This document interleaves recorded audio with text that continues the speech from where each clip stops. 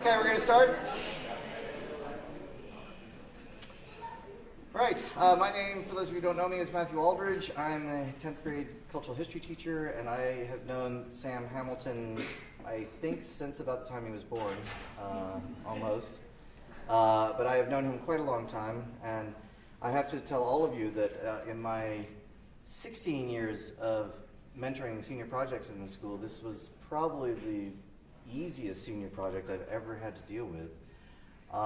And it was all because of Sam. He was the most dedicated, thoughtful, enthusiastic senior that I think I've ever had for a project.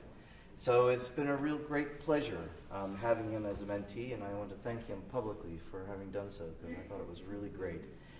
And he's going to tell you.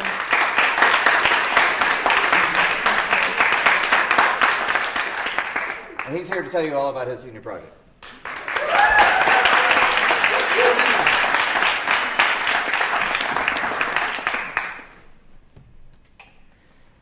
Good morning, ladies and gentlemen, and welcome to one of the proudest moments of our lives. This is how Lee Iacocca, the former CEO of Ford Motor Company, began his speech unveiling the Ford Mustang 50 years ago at the New York World's Fair. And so today, I think I will begin my presentation by saying, good afternoon, ladies and gentlemen, and welcome to one of the proudest moments of my life. For my project, I purchased and restored a 1966 Ford Mustang. My parents can attest to the fact that I've always been obsessed with cars and trucks. Some of my first words were fire truck and dump truck. And over the years, that love for trucks evolved into a love for cars and automobiles in general. I first had the idea for the project when I was in 8th grade. Originally, I wanted to purchase and restore a classic American muscle car from the 60s or early 70s. And at the time, I thought it was an extremely unrealistic project. I was a kid with no knowledge of what I was going to buy a car and restore it to look like new again. Nevertheless, I kept it in the back of my head. So for M-Term, my freshman year, I interned at Joe's Garage in Southampton. This was where I first learned about the inner workings of an automobile. And Joe even let me take apart a little go-kart engine, which is really cool of him. So I finally had a little bit of knowledge of mechanical engineering, or what goes into an engine of a car. Or at the very least, I learned how to use the proper tools and whatnot.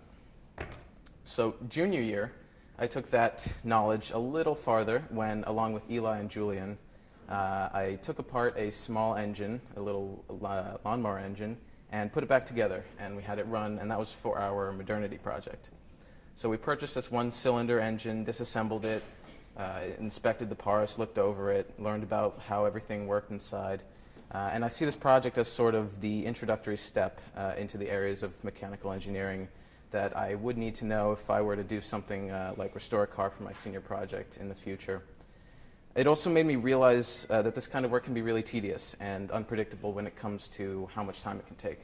We ran into several unforeseen issues with strip bolts and wrong bolt sizes.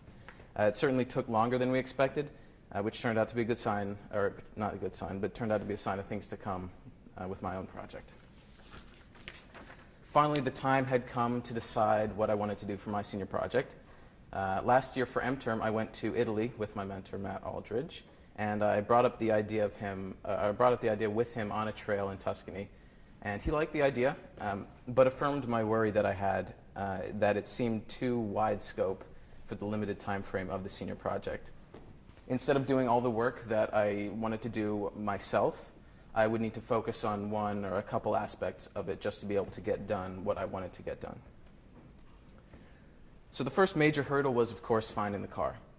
At first, I didn't really have a preference as to what car I would like. My only requirements were that it was cheap, relatively speaking, in decent running condition, and American, and from the 60s, 1960s or 70s. Preferably from the 60s because that was sort of the golden age of American muscle cars, but really because cars back then were simple. And there was no electronic control this or power anything, so it would be a lot easier for me to get in and work, especially for a beginner like myself. So I began to narrow myself down to wanting a Mustang for 3 specific reasons. Reason number 1 was that it is an automotive icon. As I came to find out, everybody has a story about themselves or about somebody close to them having a Mustang. When it was introduced 50 years ago, it was an instant success. Ford produced their 1 millionth model in 1966, and it really created a whole new class of car in America, the pony car, named after Mustang, horse, pony, and it still thrives today. It sort of epitomized the whole American idea of being able to drive your kids to work or to drive your kids to school and go to work, and then on the weekend take a road trip and drive out into the sunset. And it really became more than just another car. Second, there is a massive community for resources and support, especially online.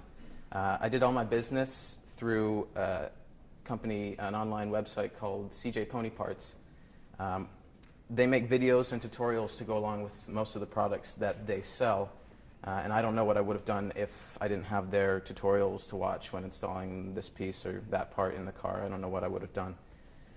And third, it's a freaking Mustang. Why wouldn't I want one? How cool would it be if I got a Mustang? You know, why not? So I looked on Craigslist, and with the goal of finding a Mustang now in my mind. And on my first night of searching, I found this.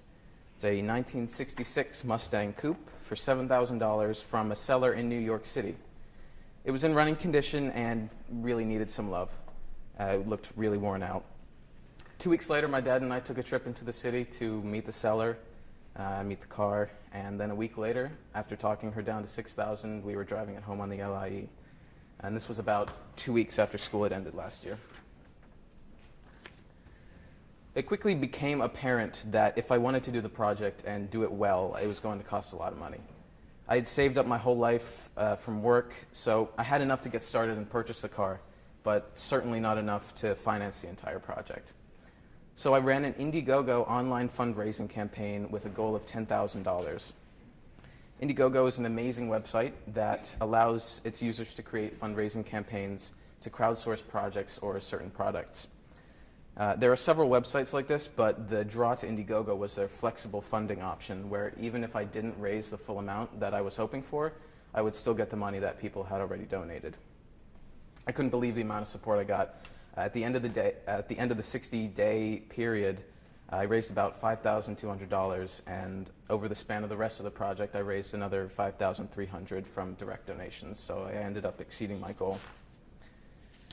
So the project itself ended up encompassing 3 parts. It was the work on the car itself. Because of the time restrictions on the project, I chose to focus on the restoration of the interior as the work I would do on the car. And the mechanical work and the paint job would be done by local professionals. I felt confident in my abilities to rebuild the interior, whereas I did not have any other resources to do the paint job, and I felt like something as important as brakes were best to be left to a professional. The second part of the project was running and managing the Indiegogo campaign and also the management of the budget. This was a major part as there was a ton of money, or at least a ton of money to me, flowing through, and it all needed to be kept track of. I was really on a tight budget, but at the same time, I didn't want to skimp out on any aspect of the work done. I wanted the highest quality products to go in, but of course those would be the most expensive. The third part of the project was the documentation of the entire process on my blog, mustangsam.net. I started and ran a WordPress blog site. I tried to make the blog as professional looking as possible, and try to make much more than just a place for me to write down what happened and what was going on. There was a section on the blog for photos, a list of the work being done, an about the project page, support the project, that link to my Indiegogo, as well as a PayPal for direct donations, and an acknowledgements page where I listed and thanked all the people who donated. I also made a couple videos as supplements to the blog and the fundraiser. The first was an introductory video to the project, as well as a pledge for the funds for Indiegogo, and the second was a before and after that summarized the project highlights and displayed the car in its finished form. So work began on the car as soon as it came home. We took it to Joe at Joe's Garage, as well as Dean Silvera at Aventura Motors in Southampton to get inspections to see what work really needed to be done. And they were really generous, and they put the car up on both their lifts. It turns out the car was in pretty good shape, rust-wise. There was only a little hole in the right rear floor pan that probably needed to be dealt with. We did discover, of course, that it needed new brakes and new power steering parts, though. So after that, I got to work on the first steps of restoring the interior. This was everything electronics related. So the running lights, replacing fuses, and prepping for a new radio and sound system to go in. My dad was my right-hand man throughout the whole process, and we made countless trips to Napa to get different tools and materials for whatever we needed. We then took the car to Carl Zay's Auto Repair to get the mechanical work done. It turns out only 2 of the 4 brakes were actually working. The other 2 were seized from rust, so that was fun. They all needed to be replaced immediately. Other things that were done were a small repair on the power steering system, stop a leak, and a new U-joint for the drive shaft. Now the car was running great, but it still looked beat up and worn out and scratched, and it was definitely time for a paint job. We took it to Ricardo Mendez in Springs for the paint work. He gave us the best price and really got on board with what we were doing for the project. He did a few other things to the car, like replacing a piece of broken trim, spraying the underside with underlayment or protective coating to protect against rust. He painted the rusty steel rims on the wheels black, replaced most of the seals on the door handles and gaskets on the trunk and hood. By the time he had finished, the car looked amazing on the outside at least, but it was already late November. I was certainly a little behind where I would like to be by then, but I was still confident I could finish in time. It's finally now time for me to get back inside the car and finish the work on the interior. The entirety of the 2-week Christmas break was spent with my dad in my grandmother's garage, gutting the interior and pretty much rebuilding it from the ground up. Pretty much everything in the interior was replaced or cleaned up if it was in good shape. Out went the old seats, that stained and smelly carpet, the seat belts, the center console, rear shelf, everything.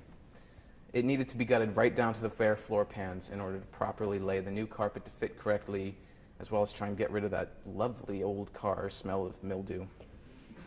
So we grinded off the rust in the floor pans, and all but the right rear one turned out fine.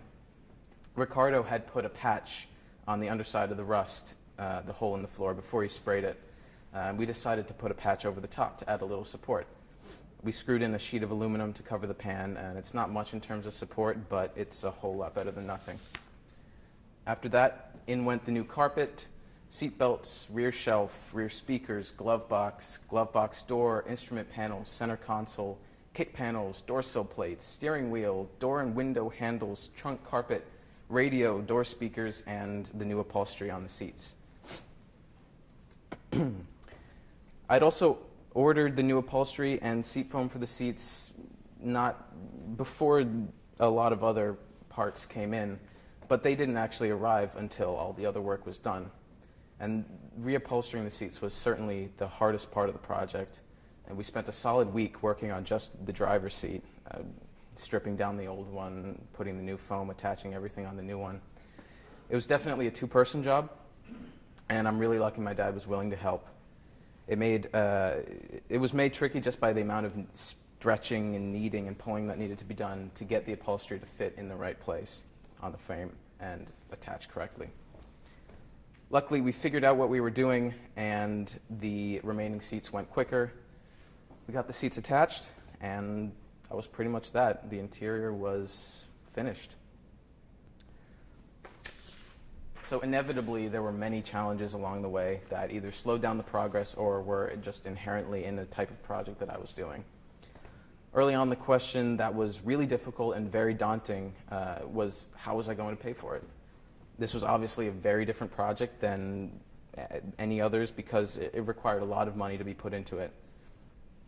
The Indiegogo campaign was a major hurdle that I had to overcome, and it really made the difference as to how the rest of the project could be done. Another tough part was managing the budget after the campaign was over. there were just so many different little transactions that needed to be monitored, as well as the major spending items online.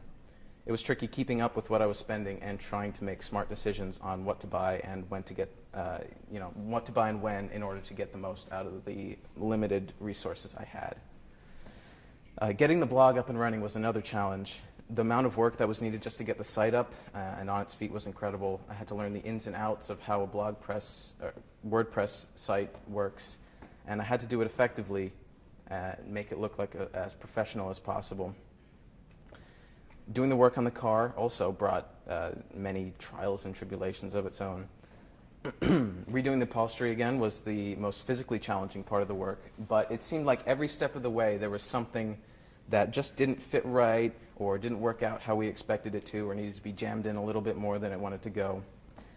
When I was installing the wiring for the new radio, I needed to find a source of constant power, switch power that turned on when the car was on or in accessory mode, and then a ground. The ground and the switch power were pretty simple to find, not as simple to install, but the real trouble came when looking for the source of constant power. The radio wouldn't run without both sources of power, so it was really necessary for me to find some sort of loose wire behind the dashboard that I could use and hook up to. Eventually, after a lot of searching with a voltmeter, I found a wire that I could get power from. Thought everything was fine. Everything was plugged in. I turned on the radio, plugged in my phone, and started to play music. And it sounded great coming out of the small little temporary speakers that I had set up until I closed the door. And then the radio shut off. It turns out the power source that I thought was a constant source was actually hooked up into the interior light circuit, which of course turns off when you close the doors. I ended up running a wire directly from the battery through a tiny hole drilled in the firewall and hooked it up to the radio, and everything works fine now. Another bump in the road came in the form of new bumpers, or lack thereof. When the car was getting painted, Ricardo had ordered new chrome bumpers to replace the old rusty and punctured ones. This was mid-November, so surely they would come in time and it'd be a nice finishing touch for the paint job. 2 weeks passed, then 3 weeks, then 4 weeks, and still no bumpers. We finally got a notification that the bumpers were due to arrive the day after exhibition night, which is when everything was supposed to be done and finalized. So the day before, we brought the car back to Ricardo for him to put the old bumpers on, which he said he had held on to, because old bumpers are better than no bumpers. But he had lost the front one for some reason. He was moving locations to a new garage.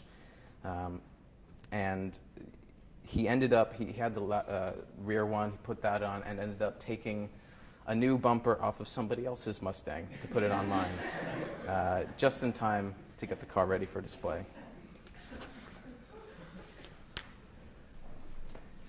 So I certainly learned a ton about cars and mechanical engineering and working with my hands during the process. But I also learned some really valuable lessons about managing money and being wary of my spending. The biggest thing that I learned over the past 6 months is about myself and how if I just sit myself down and commit to doing something, then I can actually accomplish it, accomplish a really meaningful long-term project.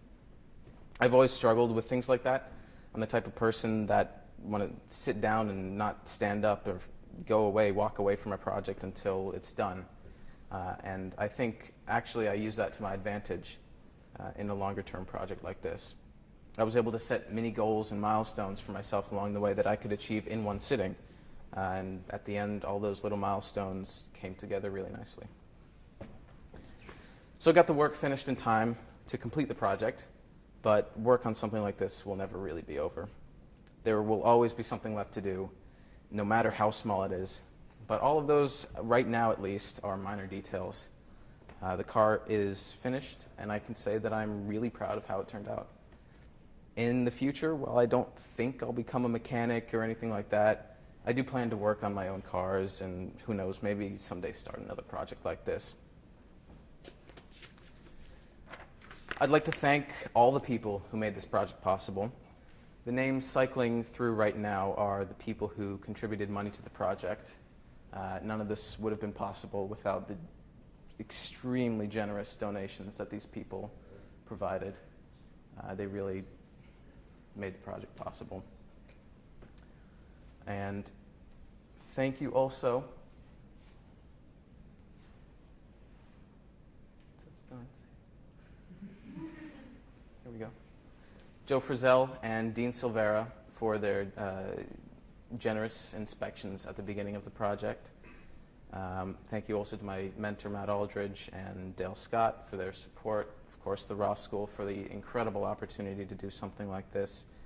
But above all, thank you to my mom and dad.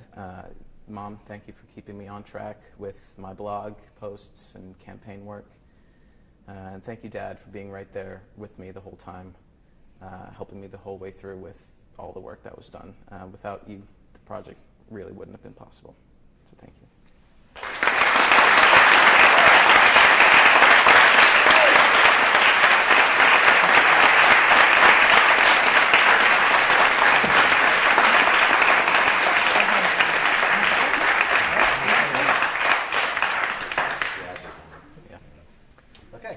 Questions? Front row. Front row. Thank you. Nice work, Sam. Great presentation. It seems like the process of restoring the car was almost as much of the product as the actual car. Because having a car is pretty cool in the end. But if you could do one thing differently in this entire process, what would it be? I think I'd want to get my hands more dirty. I think I'd like to get inside and really, crank at some bolts in the engine. That was the one thing that I didn't feel like I did what I personally wanted to do as much of, was just get inside the engine bay and work with that kind of stuff. There was certainly a lot of work done on the interior, but the work on the project was more than just about the car. It was about the blog. It was about the fundraising. But yeah, engine work, mechanical stuff. Will? Awesome job. Awesome presentation. Firstly, vouch to say the car is amazing. The inside is so professionally done. Thank you. It's awesome job all around. You mentioned that there were a bunch of little milestones that you came to, or goals that you reached. What would you say was one or two moments of the absolute highlights of the milestone once you reached it was really satisfying for you? Well, the biggest one was finally putting the upholstery in.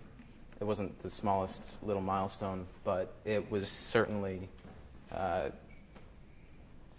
really, really rewarding to be able to see the finished product and to see the seats, because the seats kind of make the car. You can see it built up. All the little milestones were, okay, we'll get the carpet in today. Okay, now let's put the kick panels in. Let's assemble those. Okay, I took the center console home and I'll put the wood grain, I'll glue the wood grain onto the plates and then I'll screw those in.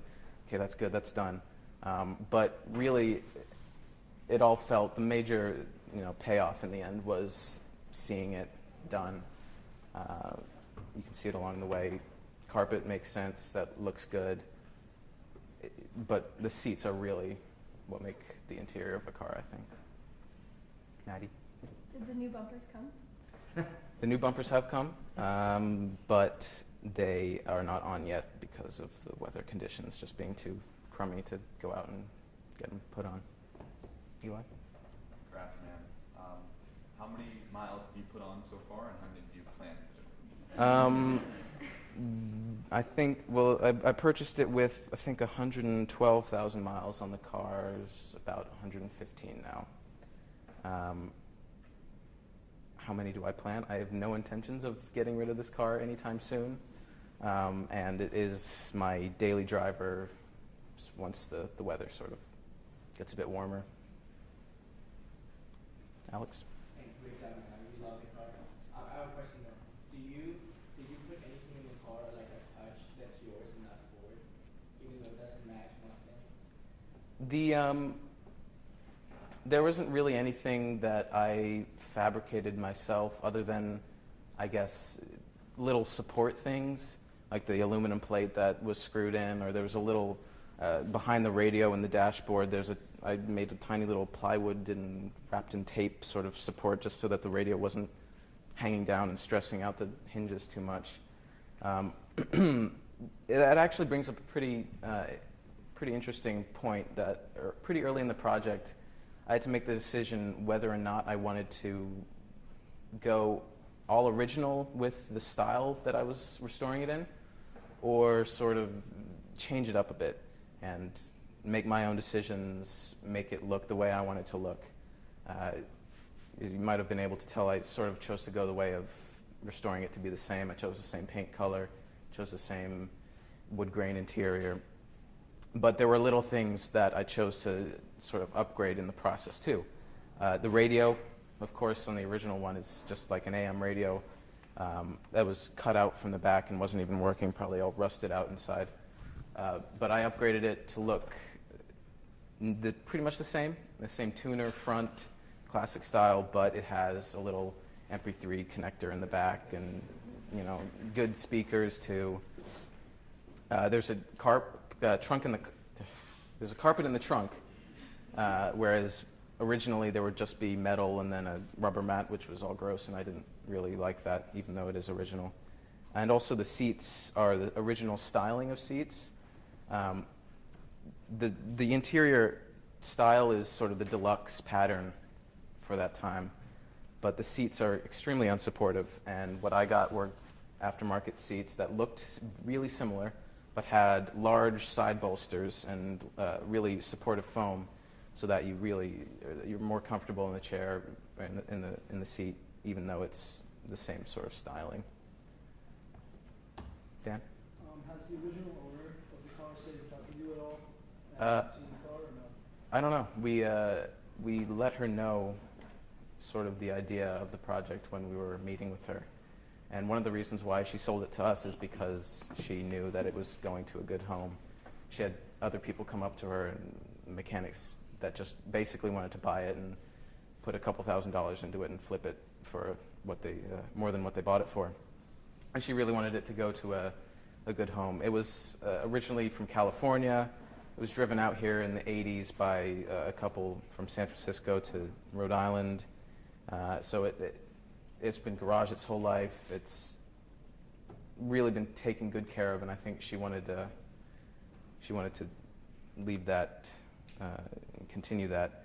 And we did let her know that I was doing a project like this, my website. So who knows? We haven't contacted her after, but maybe.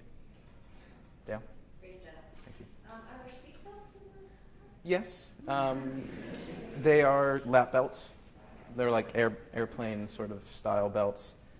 They were either an option. I think the Mustang is one of the first Fords, at least, to put them in standard, and they advertise it's got seat belts, it's got a radio, and you know. Even in the back seat? Even in the back seat. Yeah. It didn't come with side mirrors though. Those were an option, and now are illegal not to have. So that's fun.